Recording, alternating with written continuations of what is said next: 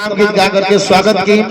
ये चॉकलेटी स्टार व्यवहारिकता का परिचय का नाम है शिव कुमार बिक्कू। अनूप भाई थोड़ा सा संयम रखना है, थोड़ा सा संयम रखना है मंच के अनुसार। आगे आ जाइए थोड़ा सा बाबू, बिक्कू बाबू। मोबाइल वाले भाई कैमरा बहुत सारा लगा है, फोटो अच्छा है, घबराना नहीं है, धीरज। एक बार शिव कुमार बिक्कू बाबू के लिए कस के हाला कर दीजिए। ठंडी में ताली बजाने के लिए नहीं कहूंगा। भोजपुरी और मगही का ऐसा कोहिनूर, पूर्वांचल हो, बक्सर हो, छपरा, सिवान, बलिया हो, जहां तक भोजपुरी सुनी जाती है, इतनी कम उम्र में जो व्यवहारिकता का पहचान के साथ साथ गीत संगीत में अपना अलग अंदाज रखने का दायित्व बोध करते हैं, वैसे शिव कुमार बिक्कू बाबू के मंच हवाले करने का आदेश आया है सतीश भाई साहब और अनीश भैया के।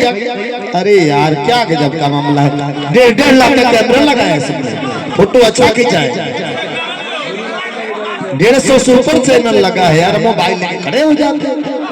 ये सभी पढ़े लिखे हैं, बेरोजगारी के दरमियान में इन्होंने यूट्यूब चैनल उठाया। सच्चाई बात है, बहाली जब से एसएससी के कम हो गई तब से हमनी के कलाकार और यूट्यूब चैनल वाला बन के नहीं जाए। गलती ना नो, सब पढ़ल लिखल भाई बहन सन हमार, तो हम चाह हाँ सोनू भैया तोहर का यूट्यूब चैनल है झारखंड से, रांची से, मोहसिन खान भैया भदौरा से आइल बड़े भैया का हम स्वागत करब। लेकिन हम समय ना ले, हम समय ना लेते हुए अब हम दे दी मंच नू तने हाला करके बताओ लगे भाई शिव कुमार बिक्कू चॉकलेटी स्टार कही कि व्यवहारिकता के परिचय के नाम जेकरा के कहल जाला, जेकरा नाम में शिव शब्द लग जाला तो बाबा विश्वनाथ के धरातल से जुड़ल बा।